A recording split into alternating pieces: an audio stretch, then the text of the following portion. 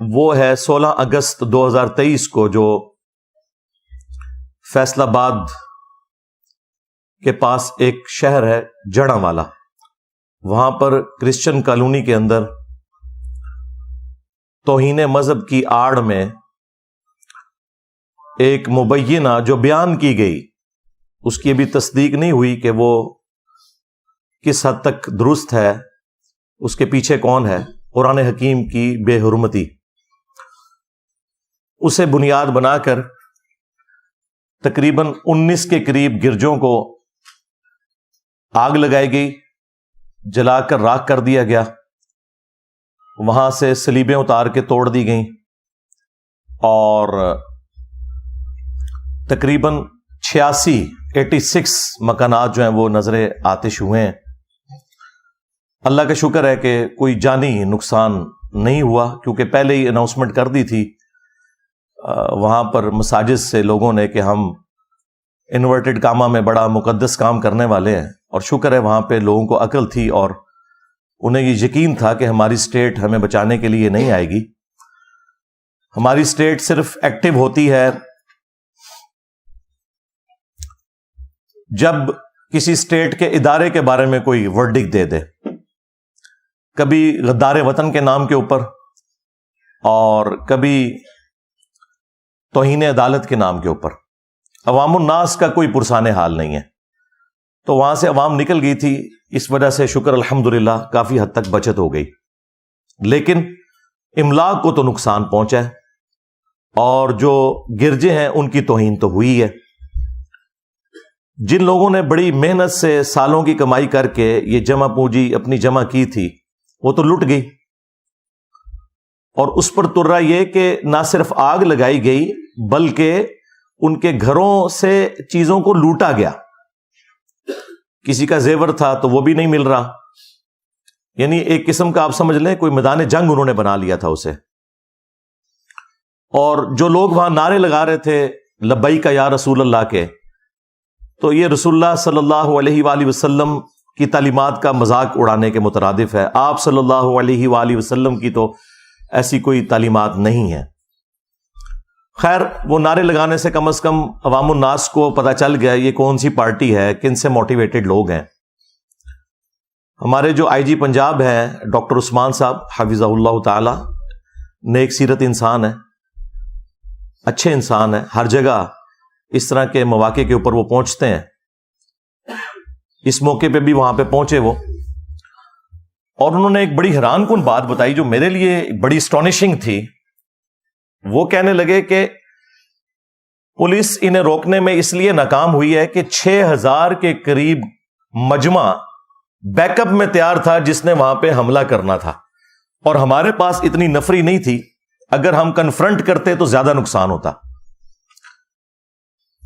اب اگر آئی جی پنجاب یہ سٹیٹمنٹ دے رہے ہیں ویڈیو میں، تو اس کا مطلب تو بہت خطرناک ہے کہ 6000 موٹیویٹڈ لوگ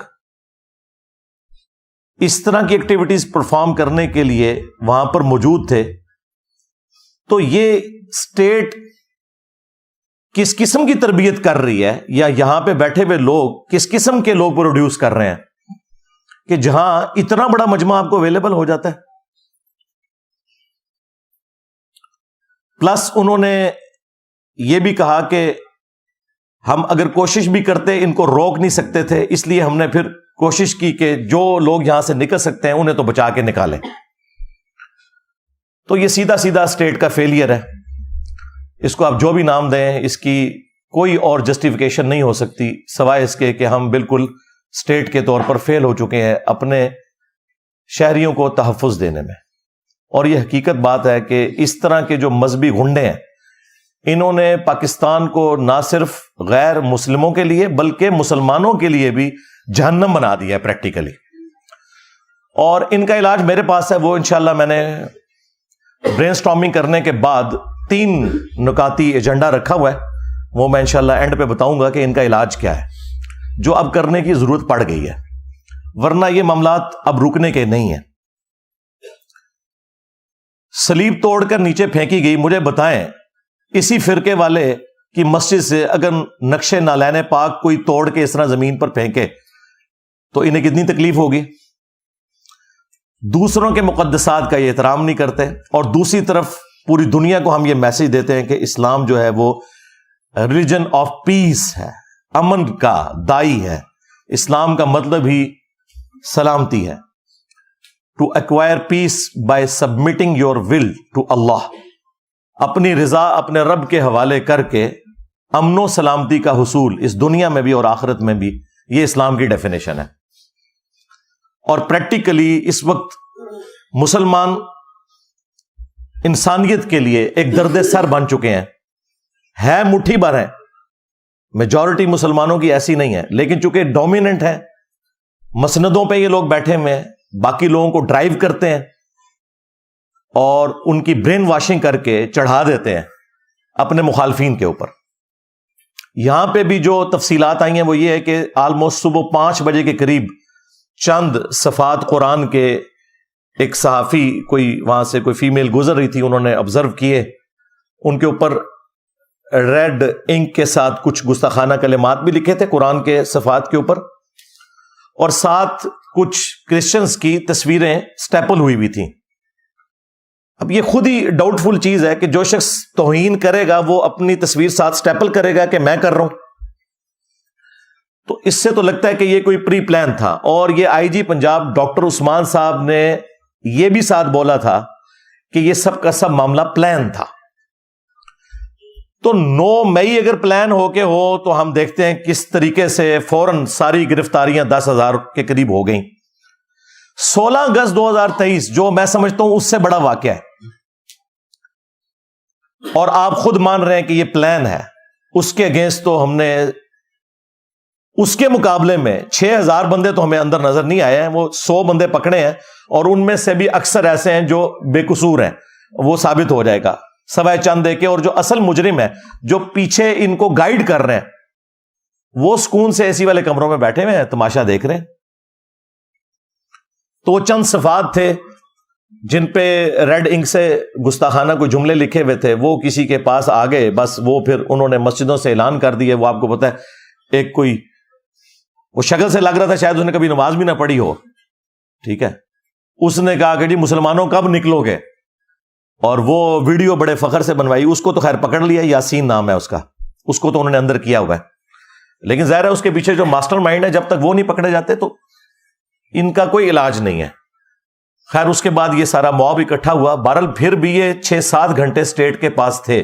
یہ جو قتل و غارت والا معاملہ شروع ہوا اس اعتبار سے کہ گرجوں کو آگ لگائی گئی، شکر ہے جانی نقصان کوئی نہیں ہوا، اور گھروں کو، یہ آلموسٹ کوئی 10-11 بجے کے قریب ہوا ہے.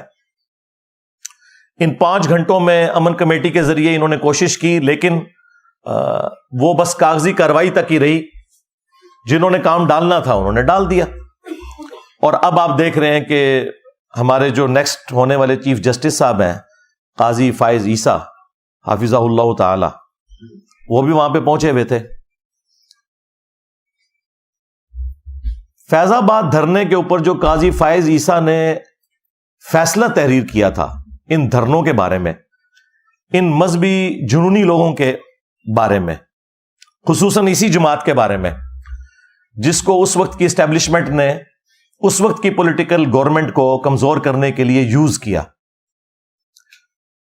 اگر اس فیصلے کے اوپر عمل ہوا ہوتا تو یہ دن ہمیں نہ دیکھنے پڑتے. چلیں اب تو ڈرائیونگ پوسٹ پہ آنے والے ہیں قاضی فائز عیسیٰ صاحب. ہم امید کرتے ہیں کہ جو ان کی خواہشات ہیں مختلف بیانات کے ذریعے پبلک میں آتی رہتی ہیں، تو اب پریکٹیکلی اس سیٹ پہ بیٹھیں گے تو انصاف دیں گے، اور انصاف ہو، ڈیٹرنس قائم ہو تو پھر نیکسٹ واقعات رکیں گے. لیکن تاریخ یہ ہے کہ آج تک کسی بھی واقعے کا کوئی اینڈ رزلٹ اس حوالے سے نہیں نکلا کہ کسی کو سزا ملی ہو. آج سے آلموسٹ 10 سال پہلے 2013 کے اندر بھی جوزف کالونی والا ایک ایشو ہوا تھا جس میں اس سے بڑی تباہی ہوئی تھی. 1000 کے قریب گھر جل گئے تھے. اس میں 115 بندے فائنل نامینیٹ ہوئے تھے، ثابت بھی ہو گیا کہ یہ لوگ شامل تھے، لیکن بڑی عدالتوں میں جا کے وہ چھوٹ گئے اس وجہ سے کہ ان کے مخالفین جو ہیں انہوں نے جو شواہد والا معاملہ ہے، اس میں جا کے کمزوری دکھائی، ظاہر ہے سب کو اپنی جان عزیز ہے، انہوں نے پھر ان مجرمین کو پہچاننے سے انکار کر دیا جو کہ واقعی مجرمین تھے۔ میرا خیال ہے کہ آج کے اس ماڈرن دور کے اندر جب سی سی ٹی وی کیمرہ کے اندر سب کچھ ریکارڈنگ موجود ہے اور آپ نادرا کے آن لائن ریکارڈ کے ذریعے بالکل اسپیسیفائی کر سکتے ہیں کہ کلپریٹ کون ہے، تو یہ شواہد والا معاملہ چھوڑیں، اب تو اس سے بات آگے جا چکی ہے۔ اگر کوئی شخص گواہی سے پیچھے بھی ہٹ جائے تو اسٹیٹ کا کام ہے کہ فرنٹ سے لیڈ کرے اور مجرمین کو سزا دے۔ تو وہ 115 لوگ باعزت رہا ہو گئے، تو مجھے بتائیں جب وہ رہا ہوئے ہیں تو پھر دوبارہ جب ان کو موقع ملے گا تو دوبارہ وہ اپنی جنت پکی کروانے کے لیے اس قسم کی ایکٹیویٹی پرفارم کریں گے؟ میرا خیال ہے کہ اس واقعے کے بعد ہم پاکستان کے مسلمان بالخصوص اور پوری دنیا کے مسلمان بالعموم کس منہ سے سویڈن میں یا ہالینڈ میں یا ڈنمارک میں ہونے والی قرآن کی بے حرمتی کا رونا روئیں گے، جبکہ ہمارے ملک کے اندر گرجوں کو آگ لگائی جا رہی ہے اور ان گرجوں کے اندر جو انجیل مقدس ہے، بائبل، وہ جلی ہوئی حالت میں اس کے نسخے پڑے ہوئے ہیں۔ مجھے بتائیں اس طرح کا کوئی انسیڈنٹ دنیا کے کسی بھی ملک میں مسجد کے ساتھ ہو جاتا تو ہم نے کتنا ہنگامہ کھڑا کرنا تھا۔ پاکستان میں تو آپ چھوڑ دیں، تو کیا وہ اللہ کی کتاب نہیں ہے؟ ٹیمپر ہونے کے باوجود قابل احترام تو ہے۔ ہمارا ایمان ہی مکمل نہیں ہوتا جب تک کہ ہم الہامی کتابوں کے اوپر ایمان نہ لے آئیں۔ اسلام کے نزدیک جیزس کرائسٹ عیسیٰ ابن مریم علیہ السلام کا کفر کرنے والا بھی اتنا ہی بڑا کافر ہے جتنا محمد رسول اللہ صلی اللہ علیہ وآلہ وسلم کا انکار کرنے والا ہے۔ عیسیٰ ابن مریم مسلمانوں کے ایمان کا حصہ ہے، ان کی محبت، اور کل تک ہم فخریہ دنیا کو یہ کہا کرتے تھے کہ دیکھو سو کالڈ کرسچنز، ویسے وہ کرسچنز نہیں ہیں، ایتھیسٹ ہیں، جو قرآن کی بے حرمتی کرتے ہیں یا خاکے بنواتے ہیں نبی صلی اللہ علیہ وآلہ وسلم کے، تو ہم نے کبھی بھی ریونج میں آ کے کاؤنٹر کرنے کے لیے عیسیٰ ابن مریم کا کوئی خاکہ نہیں بنایا، ہم نے کبھی بائبل کی توہین نہیں کی، یہ ہمارا فخر تھا۔ آج آپ کا وہ فخر بھی ختم ہو چکا ہے۔ اس ایک واقعے کی ہیٹ سالوں تک ہم محسوس کریں گے۔ میرا خیال ہے جس طرح 9 مئی کو سیریس لیا پاکستان کی فوج نے، اس سے زیادہ سیریس اس 16 اگست کے ایشو کو لینا چاہیے، ادروائز یہ ملک تباہی کی طرف جا رہا ہے۔ اس کے لیے کاؤنٹر نیریٹو کیا ہے وہ میں بعد میں بتاؤں گا، پہلے میں تھوڑا سا مسلمانوں کو جھنجھوڑ لوں۔ اللہ تبارک و تعالیٰ نے سورہ آل عمران کے اندر سٹارٹ ہی میں پہلی 3 آیات کے اندر الہامی کتابوں کا ذکر کیا۔ ویسے تو قرآن میں کئی جگہ ذکر ہے، لیکن یہاں پہ اسپیسیفکلی آپ کو اسلام کا پوائنٹ آف ویو، مسلمانوں کا عقیدہ پتہ چل جائے گا۔ اعوذ باللہ من الشیطان الرجیم، بسم اللہ الرحمن الرحیم، الف لام میم، یہ تو حروف مقطعات ہیں۔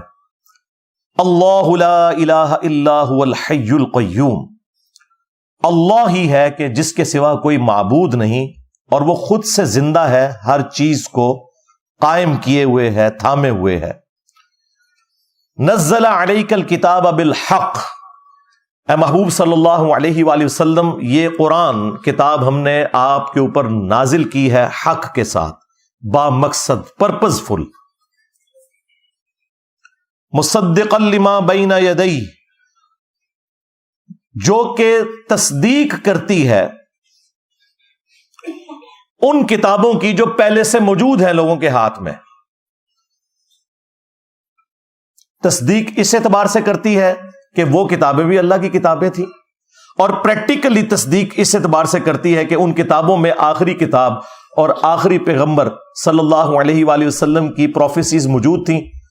تو قرآن کا آنا اور نبی صلی اللہ علیہ وآلہ وسلم کا آ جانا ان کتابوں کی تصدیق ہوگی کہ پریکٹیکلی ان کی پروفیسی صحیح ثابت ہوئی۔ وَأَنزَلَ التَّوْرَاةَ وَالْإِنْجِيلَ، اور اللہ ہی نے اتاری تورات بھی اور انجیل بھی، اولڈ ٹیسٹمنٹ بھی اور نیو ٹیسٹمنٹ بھی، من قبل، اس سے پہلے، قرآن کے نزول سے پہلے، ہدی للناس، انسانیت کی ہدایت کے لیے، وانزل الفرقان، اور اب اللہ تعالیٰ نے حق اور باطل میں تمیز کرنے والی کتاب نازل کر دی ہے، یعنی فائنل ٹیسٹمنٹ۔ اولڈ ٹیسٹمنٹ بھی اللہ نے نازل کیا، نیو ٹیسٹمنٹ بھی، اور یہ فائنل ٹیسٹمنٹ الفرقان، حق اور باطل میں تمیز کرنے والی کتاب، یعنی ان کتابوں کے اوپر یہ نگہبان ہے کتاب۔ یہاں سے آپ کو یہ پتا چل گیا کہ اسلام میں مسلمانوں کے نزدیک تورات ہو، انجیل ہو، یہ بھی ہدایت کی کتابیں ہیں، اور ان پر ایمان لانا ضروری ہے۔ ان کا سورس بھی وہی خدا ہے، وہی اللہ ہے، کہ جو سورس ہے قرآن کا۔ اب احترام کے پوائنٹ آف ویو سے، قرآن کا احترام تو ہمیں پتہ ہے، وہ تو بتانے کی ضرورت ہی نہیں ہے، وہ اتنا احترام ہے کہ ہم نے اسے غلاف میں لپیٹ کے رکھا ہوا ہے، کہیں کھولنا نہ پڑ جائے۔ لیکن یہ ٹیمپرڈ فارم میں جو کتابیں ہیں، ان کا بھی احترام ہے۔ سنن ابی داؤد کے اندر صحیح سند سے یہ حدیث ہے، جس کی صحت میں کسی کو اختلاف نہیں، 449 نمبر حدیث ہے، انٹرنیشنل نمبرنگ کے مطابق، جو سٹینڈرڈائز نمبرنگ ہے۔ یہودیوں نے نبی صلی اللہ علیہ وآلہ وسلم کو ایک مقدمے کے فیصلے کے لیے انوائٹ کیا، چونکہ آپ صلی اللہ علیہ وآلہ وسلم مدینے کے حکمران بھی بن چکے تھے، میثاق مدینہ بھی تھا، تو آپ صلی اللہ علیہ وآلہ وسلم یہودیوں کے ایک گھر میں تشریف لے گئے، جہاں انہوں نے مدرسہ بنایا ہوا تھا۔ حدیث کے الفاظ ہیں کہ وہ گھر کے اندر ایک مدرسہ تھا، جہاں آپ صلی اللہ علیہ وآلہ وسلم کو بلایا گیا۔ تو انہوں نے آپ کو پروٹوکول دینے کے لیے، آج بھی عرب کے کلچر میں یہ پروٹوکول ہے کہ مہمانوں کو وہ گدی دیتے ہیں زمین پہ بیٹھنے کے لیے، تو انہوں نے ایک بڑی گدی دی، تو آپ صلی اللہ علیہ وآلہ وسلم اس گدی کے اوپر بیٹھ گئے۔ پھر آپ نے انہیں کہا کہ تم اپنی کتاب تورات لے کر آؤ، میں اس کے مطابق فیصلہ کروں گا۔ حالانکہ تورات ٹیمپرڈ فارم میں تھی، اس کے باوجود سب کچھ ہی تو اس میں تعریف شدہ نہیں ہے نا۔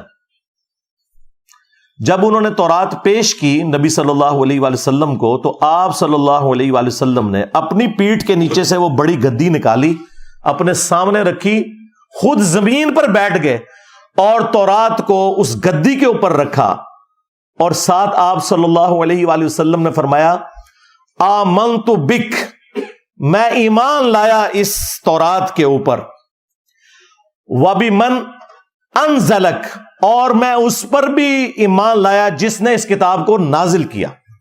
حالانکہ ٹیمپرڈ تھی، لیکن آپ صلی اللہ علیہ وآلہ وسلم نے اس کا احترام کیا، خود زمین پر بیٹھ گئے اور وہ گدی کے اوپر تورات کو رکھا۔ اس سے بڑی کوئی دلیل نہیں ہو سکتی کہ ہم نے دوسری الہامی کتابوں کا بھی احترام کرنا ہے۔ اور پھر آپ علیہ السلام نے ایک مقدمے کا فیصلہ اس میں کیا، وہ رجم کی سزا والا ایشو تھا۔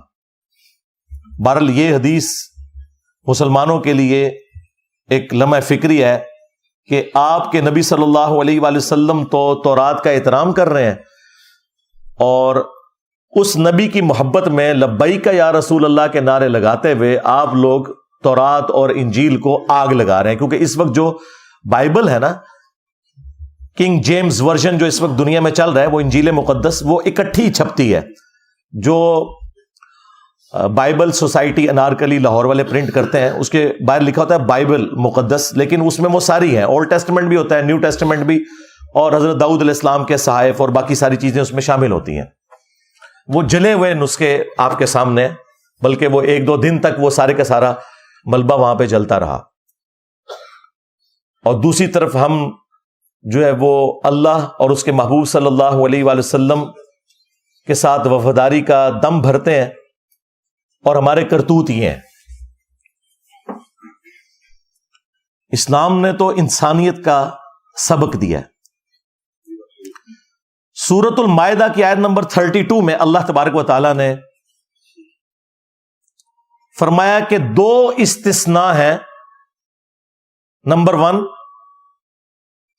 قتل کے بدلے قتل، اور نمبر 2 فساد فی الارض۔ اس کانٹیکسٹ میں کسی مجرم کو قتل کرنا. یہ دو ایکسیپشنز چھوڑ کر جس نے کسی انسان کو قتل کیا گویا اس نے پوری انسانیت کا قتل کر دیا. مسلمان کی بات نہیں ہو رہی، انسان، بلکہ جان کا ذکر ہے وہاں پر.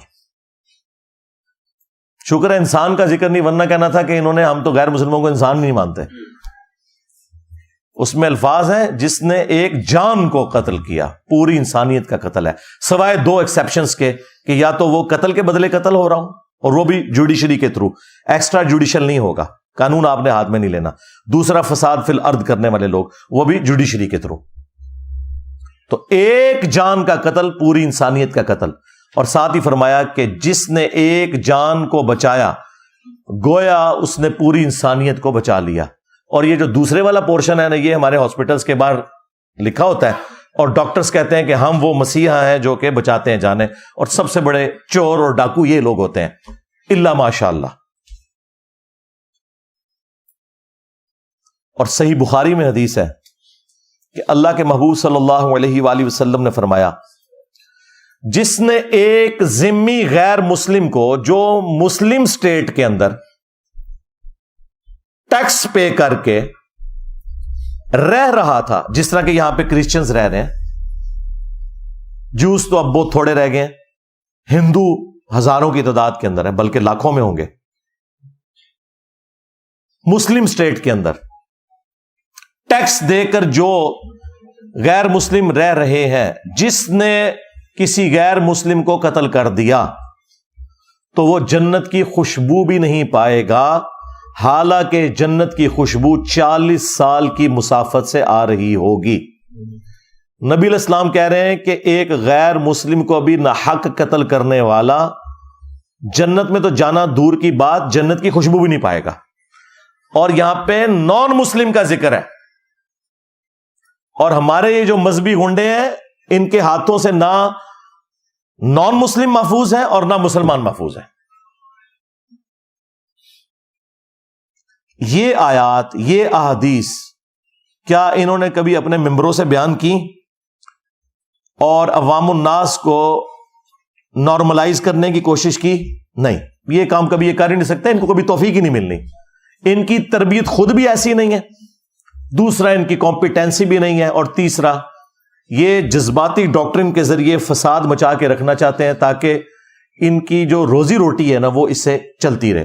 بس ٹوٹل ان کا جو مقصد ہے وہ یہ ہے.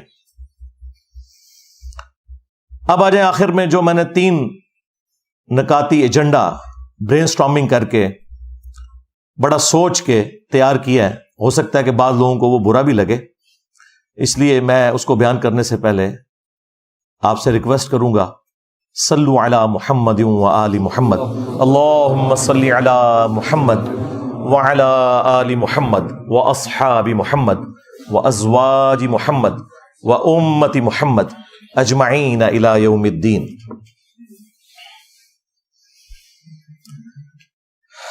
علمی پوائنٹ نمبر 1، یا آپ کہہ لیں کہ کاؤنٹر نیریٹو کا جو پوائنٹ نمبر 1 وہ ہے فوری انصاف. جب تک فوری انصاف نہیں ہوگا، نہ صرف اس معاملے میں بلکہ آج تک جتنے بھی اس طرح کے ایکسٹرا جوڈیشل معاملات ہوئے اور ان میں مجرمین آئیڈینٹیفائی ہوئے، ان کو سزائیں نہیں دی جائیں گی، تب تک مستقبل میں کبھی بھی ڈیٹرنس نہیں ہوگی.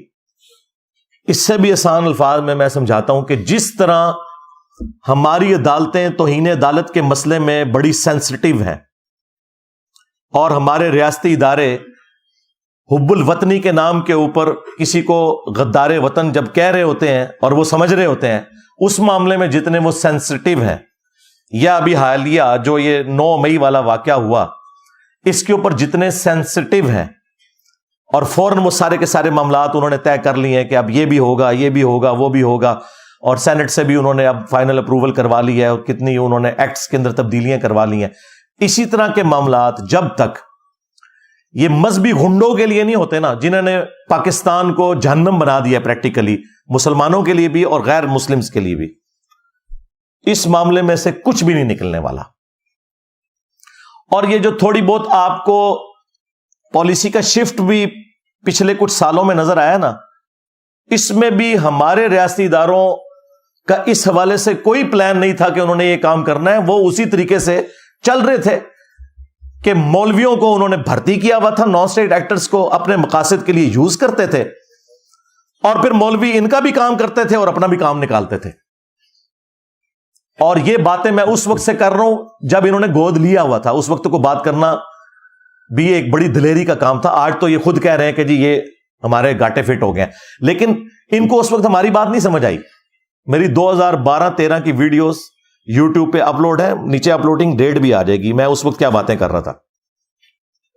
آج بھی ان کو عقل نہیں آنی تھی اگر FATF حافظہ اللہ تعالی نہ ہوتا، ہاں، اور ان کے چندے بند نہ ہوتے جو باہر سے فنڈ لیتے ہیں، تو کبھی بھی انہوں نے اپنی اصلاح نہیں کرنی تھی.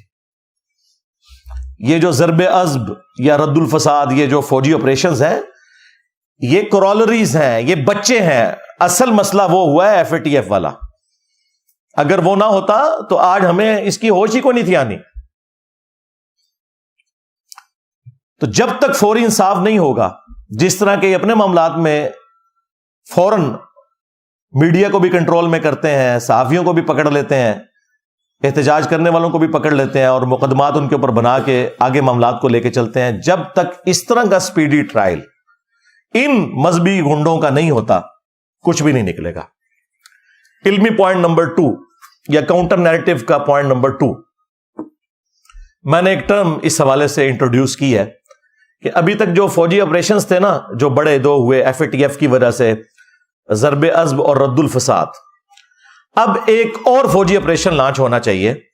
اس کا نام ہونا چاہیے رد النفاق، کیونکہ یہ بیسیکلی جو مذہبی دہشت گرد ہے نا، یہ منافق ہے عملاً. عقیدے میں چلے ہم ان کے کلمے کا احترام کرتے ہیں، عملاً یہ منافق ہیں.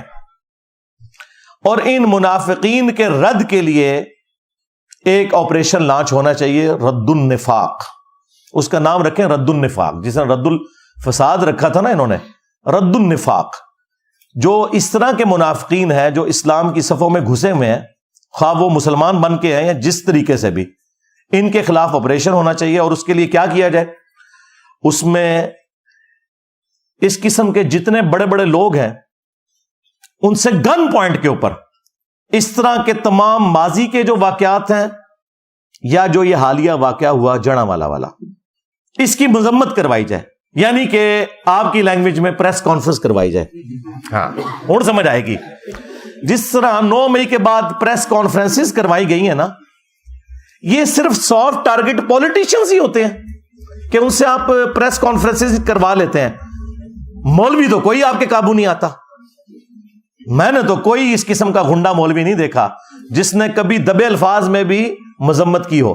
بلکہ کل میں رات کو دیکھ رہا تھا، وہ ہمارے جو بھائی ہیں چھوٹے، اقرار الحسن، وہ سرعام پروگرام کرتے ہیں، تو وہ پریکٹیکلی وہاں کے جو حالات انہوں نے دکھائے ہیں، یقین کریں میرے تو آنکھوں میں آنسو آ گئے. میں نے جو وہاں لوگوں کی حالت دیکھی ہے، ٹھیک ہے. اب ایک امیر آدمی کو اس سے کیا غرض کہ ایک غریب آدمی کے لیے بچی کا جہیز کا زیور کتنی بڑی اہمیت رکھتا ہے، جو لوٹ لیا آپ نے اسلام کے نام کے اوپر. یہ پتہ نہیں کون سا اسلام ہے. ایک بار گھر جل جائے، ختم ہو جائے، تو دوبارہ پھر اس زندگی میں انسان نہیں بنا سکتا. زندگی میں ایک ہی گھر بنایا جاتا ہے. ایک غریب آدمی، ان میں سے کئی لوگ کرائے پہ بھی رہ رہے تھے. تو اینڈ پہ اس نے نا کچھ مولویوں کے بھی انٹرویو کیے ہیں، تو میں بڑا پازیٹیولی بیٹھا تھا. میں نے کہا یہ مولوی بھی کنڈیم کریں گے جو وہاں کی امن کمیٹی. کسی نے ایک جملہ بھی نہیں بولا. وہ سارے کہہ رہے ہیں جی ہمیں قرآن شریف پڑھنا چاہیے تاکہ ہمیں پتہ چلے کہ قرآن کی کیا اہمیت ہے اور قرآن کی بے رحمتی نہیں ہونی چاہیے. اس واقعے کو انہوں نے ڈسکس تک نہیں کیا، حالانکہ ٹاپک ان سے یہ پوچھا جا رہا تھا.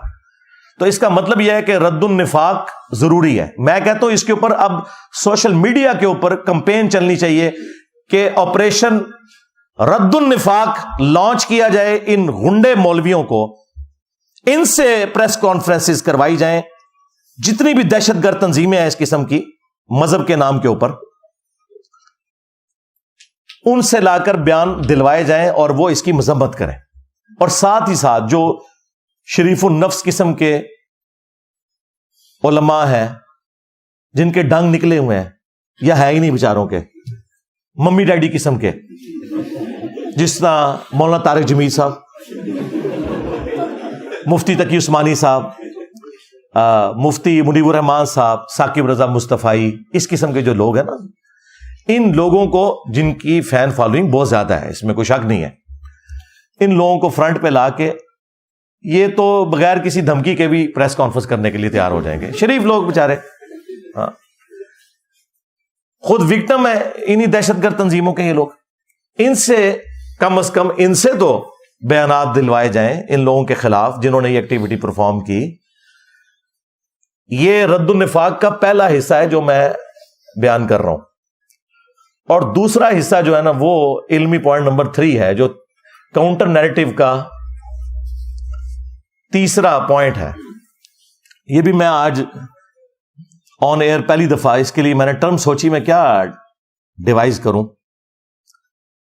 آپ کو پتا ہے کہ یورپ کی ترقی کے پیچھے جو سب سے بڑی ایکٹیویٹی ہے نا، وہ یہ کہ انہوں نے علماء کو، جو ان کے پادری تھے، مولوی جن کو آپ کہہ لیں، ان سے جان چھڑا لی اور انہیں ایک ویٹیکن سٹی بنا کے دے دیا کہ جو کچھ تم نے کرنا ہے نا یہاں کرو بیٹھ کے۔ جب سے یہ ویٹیکن سٹی بنا ہے نا کرسچنز کا، اس دن سے یورپ نے ترقی کا آغاز کیا اور آج وہ دنیا کو لیڈ کر رہے ہیں۔ جب تک یہ مولوی تھا عذاب الہی بنا ہوا تھا ان کے لیے۔ اس کا آغاز تو ہوا فرینچ ریولوشن سے 1789 میں۔ آپ ذرا فرینچ ریولوشن کی تاریخ پڑھیں تو آپ کو پتا چلے گا یہ جو اس وقت دنیا میں آپ ڈیموکریسی کی بہاریں دیکھ رہے ہیں نا، میں اس ڈیموکریسی کے اس حصے کو تو غلط سمجھتا ہوں جس میں حلال اور حرام کا فیصلہ کثرت رائے سے ہو، لیکن میں بات کر رہا ہوں اس ڈیموکریسی کی جس میں آپ حلال و حرام کا فیصلہ قرآن و سنت سے کرتے ہیں، اور جو حلال کے دائرے کے اندر چیزیں ہیں وہ آپ کثرت رائے سے کرتے ہیں۔ بہرحال یہ جو برکات آج آپ دیکھ رہے ہیں نا، اس کا آغاز فرینچ ریولوشن سے ہوا ہے۔ اس سے پہلے انسانوں کے غلام تھے امپائرز کی شکل میں۔ نبی صلی اللہ علیہ وآلہ وسلم نے جو ریولوشن برپا کی خلافت راشدہ کے دور کے اندر تو وہ بڑے اچھے طریقے سے چلی، لیکن بعد میں پھر ایک سپر پاور ہم بھی بن گئے اور بنو امیہ اور بنو عباس یہ بھی امپائرز کھڑی ہو گئی، اور پھر وہی سلسلے شروع ہو گئے جو رومنز کے تھے، پرشینز کے تھے۔ فرینچ ریولوشن جو آئی ہے اس نے پہلی دفعہ وہ آپ سمجھ لیں کلٹ توڑا۔ وہاں پہ بھی جو پادری تھے وہ کیا کرتے تھے، وہ چندے عوام سے بٹورتے تھے، کچھ شہنشاہ کو کھلاتے تھے اور کچھ اپنے چرچز کے اوپر اور اپنی ذات کے اوپر لگاتے تھے، اور یہ سلسلہ چل رہا تھا۔ پھر عوام کو وہاں ہوش آئی اور انہوں نے کہا کہ یار ان مولویوں سے جان چھڑاؤ، اور پھر ان ساروں کو پھانسیاں دی گئی ہیں، حتیٰ کہ شہنشاہ بھی اور وہ بھی۔ اور یہ پہلا اس ماڈرن دور کے اندر جو پہلا آپ سمجھ لینا ایک مائل سٹون ہے وہ فرینچ ریولوشن ہے 1789۔ پھر اس کے بعد آہستہ آہستہ یہ چیز پھیلتی چلی گئی۔ پھر ہم نے دیکھا کہ رشین امپائر بھی ٹوٹ گئی، وہاں پہ بھی کمیونزم کا انقلاب آیا۔ ٹھیک ہے اس میں کچھ چیزیں کباہتے تھیں، لیکن اوورآل معاشرے کے لیے تو وہ اچھی چیز تھی۔ اور سلطنت عثمانیہ بھی ٹوٹی۔ ہمیں صرف پتہ ہے سلطنت عثمانیہ ٹوٹی ہے، اور بھائی سلطنت عثمانیہ ان سب سلطنتوں میں چھوٹی تھی جو ٹوٹی ہے۔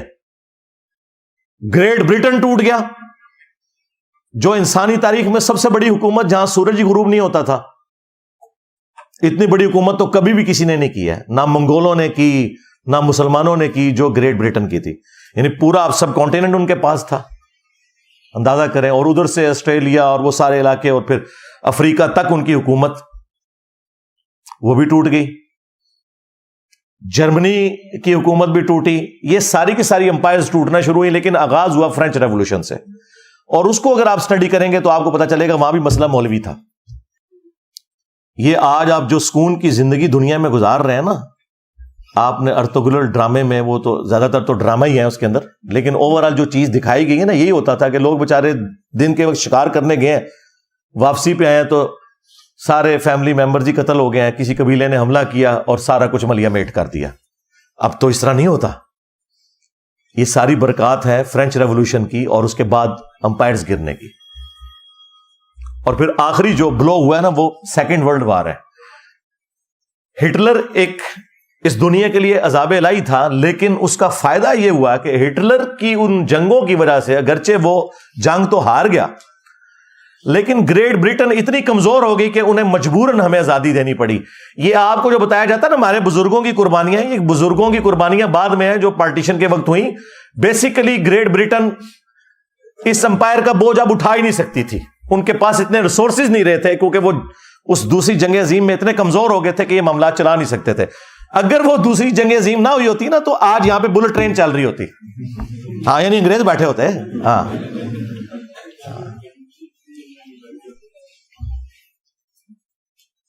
تو یہ سارے کے سارے جو معاملات ہوئے تو میں نے وہ بات اس سے سٹارٹ کی تھی کہ یہ مولویوں کو جب انہوں نے نکالنا ترقی کی ہے تو میرا یہ مطالبہ ہے، یہ کاؤنٹر نیریٹو میں پوائنٹ نمبر 3 ہے کہ ویٹیکن سٹی کے طرز کے اوپر ایٹ لیسٹ پاکستان میں ایک مولوی سٹی بنانا چاہیے، اس کا نام بھی مولوی سٹی ہو. اور یہ تو فخری اپنے آپ کو مولوی کہتے ہیں نا، مولوی بہت آنریبل لفظ ہے. ہمارا محبوب، ہمارا آقا مولانا، ہم نبی الاسلام کے لیے بھی درود شریف میں اللہم صلی علی سیدنا و مولانا استعمال کرتے ہیں. اللہ کے لیے بھی ہوتا ہے انت مولانا، لیکن وہ پھر اور معنوں میں ہو جائے گا، وہ تو الٹیمیٹ معنی ہے. لیکن یہاں پہ تو مولوی سٹی بنایا جائے جسٹ لائک ویٹیکن سٹی، اور اس طرح کے سارے مولوی وہاں پہ بھیج دیے جائیں. میں نہیں کہتا کہ انہیں آپ پھانسی چڑھائیں، وہاں انہیں رکھیں، ساری فیسلٹیز دیں ان کو، اور جو جو بندہ اس کے لیے کوالیفائی کرتا ہے نا اسے وہاں پہ یہ رکھنا شروع کر دیں. اور آپ دیکھیں گے کچھ عرصہ تک تو یہ معاملات خراب رہیں گے، لیکن پھر بہتری آنا شروع ہو جائے گی. آج آپ کو جو ویٹیکن سٹی میں بیٹھے ہوئے پاپ اور اس کے جو حواری ہیں ان کے اندر جو اتنی سادگی اور یہ چیزیں سب کچھ نظر آ رہی ہے نا، اس وجہ سے کہ ڈنگ نکل گیا ہے. ورنہ یہ ساری صلیبی جنگیں مسلمانوں کے خلاف انہی مولویوں نے کی ہوئی تھی، پادریوں نے. یہ پوپ جو آج کل اتنے منکسر المزاج ہیں کہ وہ غریب لوگوں کے پاؤں دھو رہے ہوتے ہیں یہ بتانے کے لیے کہ ہمارے اندر کتنی عاجزی ہے، یہ وہ لوگ ہیں جنہوں نے صلیبی جنگیں کروائی ہوئی ہیں. پوری دنیا کا امن ان لوگوں نے برباد کیا ہے. خدا بھلا کرے جب یہ ویٹیکن سٹی بنا ہے نا اس کے بعد سے یورپ نے ترقی کی اور دنیا میں سکون آیا. میں بھی یعنی اس وقت پریکٹیکلی تو آرمی چیف سے ہی کہوں گا، اس کی وجہ یہ ہے بدقسمتی ہے ہماری. یہ ساری باتیں تو ہمیں پرائم منسٹر سے کرنی چاہیے، لیکن ایک ریالٹی ہے کہ پاکستان میں فوج کی ایک پاور ہے، اور جو کو تھوڑی بہت آپ کو کچھ عرصہ پہلے کمزوری نظر آ رہی تھی تو وہ آپ نے دیکھا ہے وہ اب کس طریقے سے سامنے آئے. تو ٹھیک ہے، کوئی عوام کے لیے بھی سوچیں. اس وقت تو آرمی اتنی اسٹرانگ ہوئی ہوئی ہے کہ جو سیاسی جماعتیں ہیں وہ بھی اب پیچھے ہٹی ہوئی ہیں، اور جو ایک کوئی جماعت تھی وہ اس کے بھی سارے لیڈرز انہوں نے گرفتار کر کے جو کچھ کر دیا. اس میں ان کا بھی قصور ہے کیونکہ وہ لوگ خود پہلے یہی کچھ تھے. جس طرح نواز شریف صاحب جب تک نکالے نہیں گئے تھے اس وقت اسٹیبلشمنٹ کی گود میں تھے، جب نکالے گئے تو ووٹ کو عزت دو. عمران خان صاحب نے جو اپنے مخالفین کے ساتھ کیا اسٹیبلشمنٹ کے ساتھ مل کے، جو شرمناک حرکتیں کی، آج وہ بھگت رہے ہیں. ہم اس وقت بھی کہتے تھے کہ یہ آپ کے ساتھ بھی یہ کچھ ہوگا، اور میں نے اس وقت بھی کہا تھا اس وقت ہم آپ کے لیے آواز اٹھائیں گے جس طرح آج آپ کے مخالفین کے لیے اٹھا رہے ہیں، اور الحمدللہ اٹھائی. بہرحال عمران خان صاحب بھی آج کل بڑے نظریاتی ہوئے ہیں. تو پریکٹیکلی اس وقت فورس ظاہر ہے ڈرائیونگ سیٹ کے اوپر ہے، پہلے بھی تھی اب تو بہت زیادہ آ گئی ہے. تو یہ نیکی کا کام کرتے ہیں. یہ 3 جو میں نے پوائنٹس دیے ہیں، نمبر 1 عدل و انصاف والا. اب تو خیر یہ ان کا بڑا آپس میں انڈرسٹینڈنگ بھی بہت ہے، قاضی فائز عیسیٰ کی اور آرمی چیف کی، یعنی یہ پہلے سے انڈرسٹینڈنگ ان کی. اور ڈگنیٹی والا انسان ہے فائز عیسیٰ، وہ ہمارے سامنے موجود ہیں. اور وہ فوری انصاف والا جو میں نے 3 پوائنٹس بتائے تھے، نمبر 1 فوری انصاف، نمبر 2 رد النفاق، یہ تو فوج کے کرنے کا کام ہے رد الفساد کی طرح، اور نمبر 3 مولوی سٹی کا قیام. ہاں فوراً سے پہلے عمل میں لایا جائے. یہ عوام کا درینہ مطالبہ ہے کہ ویٹیکن سٹی کے طرز کے اوپر ایک مولوی سٹی بنایا جائے. یار میں نہیں کہتا انہیں بلوچستان میں پھینکے، ویسے جگہ تو زیادہ وہاں ہے اور قابل بھی اس جگہ کہیں گے، ہاں، لیکن چلو ان کو ناردرن ایریا میں یار کوئی اچھی سی فیسلٹی دے دیں، وہاں پہ بھی کوئی نہ کوئی جگہ نکل آئے گی. اس قوم کی جان چھڑائے، انہوں نے جہنم بنا دیا ہے اس ملک کو، مسلمانوں کے لیے بھی اور غیر مسلموں کے لیے بھی. ٹھیک ہے، ہاں جو اچھے لوگ ہیں ہم ان کی تعریف کرتے ہیں، وہ تو ٹھیک ہے، ان کو رہنا چاہیے. لیکن جو اس قسم کے غنڈے ہیں، ان سے عوام کی جان فوج ہی چھڑوا سکتی ہے. پھر ظاہر اس کے لیے آرمڈ کنفلکٹ ہوگا، یہ ذہن میں رکھیے گا. اتنی جلدی یہ لوگ اپنی جان نہیں چھوڑیں گے. اسلام کو بھی مجبوراً تلوار اٹھانی پڑی ہے. رومنز اور پرشینز کو اکھاڑنا کوئی آسان کام تھا؟ بدماش کو اپنی پوسٹ چھوڑتا ہے. اور اس طرح کا جو آرمڈ کنفلکٹ ہے وہ بالکل جائز ہے. بلکہ وہ اگلے دن آرمی چیف نے تقریر میں خوارج کی ٹرم استعمال کی ہے مذہبی دہشت گردوں کے لیے. لیکن یہ بھی خوارج ہیں جن کو آپ اپنا ایسٹ سمجھے ہوئے ہیں، یہ بھی خوارج ہی ہیں. ہاں، ان کو اپنا ایسٹ نہ آپ لوگ سمجھیں، یہ بھی مصیبت بنے ہوئے ہیں. یہ تو نہیں کہ جب اے پی ایس پہ حملہ ہوگا تو پھر ہی کوئی ایکٹیویٹی پرفارم ہوگی. یہ عوام کو تو کاٹ رہے ہیں اتنے عرصے سے.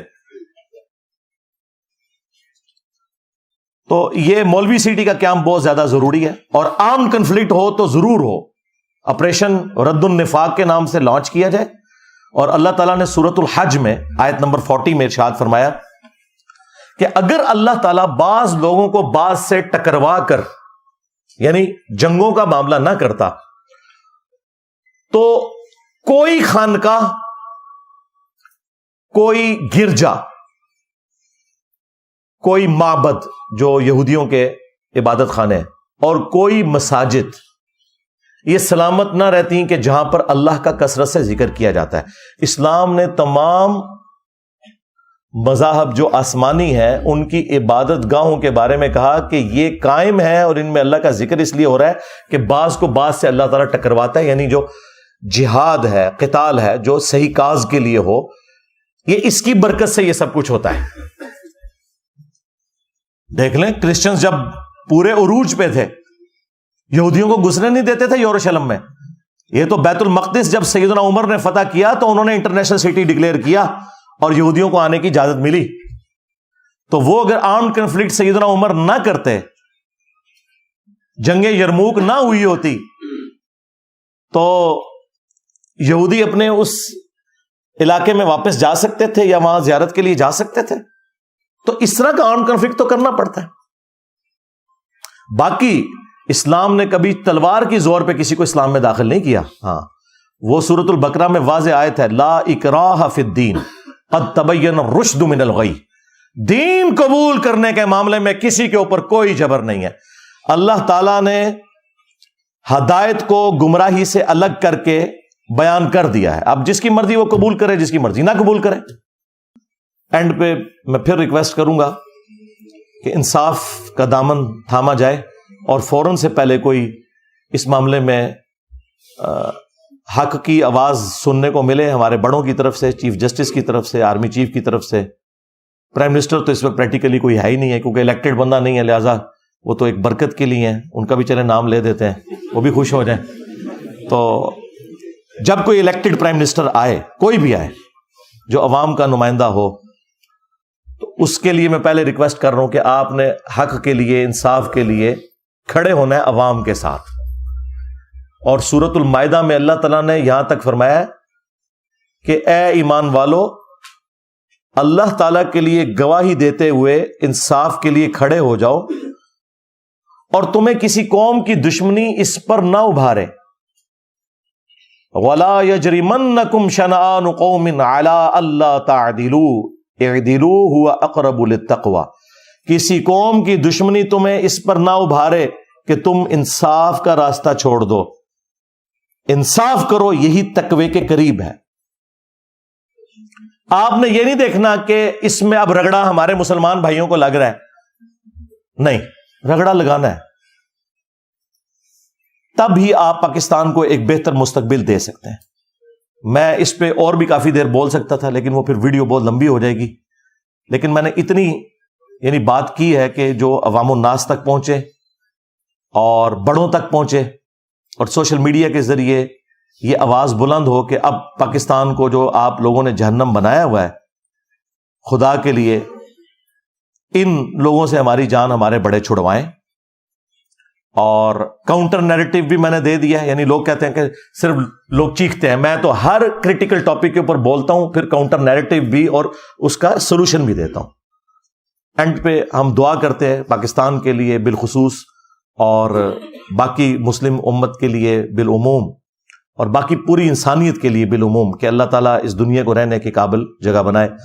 اللہم انی اسألک بانک انت اللہ لا الہ الا انت الاحد الصمد الذی لم یلد ولم یولد ولم یکن له کفوا احد والہکم الہ واحد لا الہ الا هو الرحمن الرحیم الف لام میم اللہ لا الہ الا هو الحی القیوم.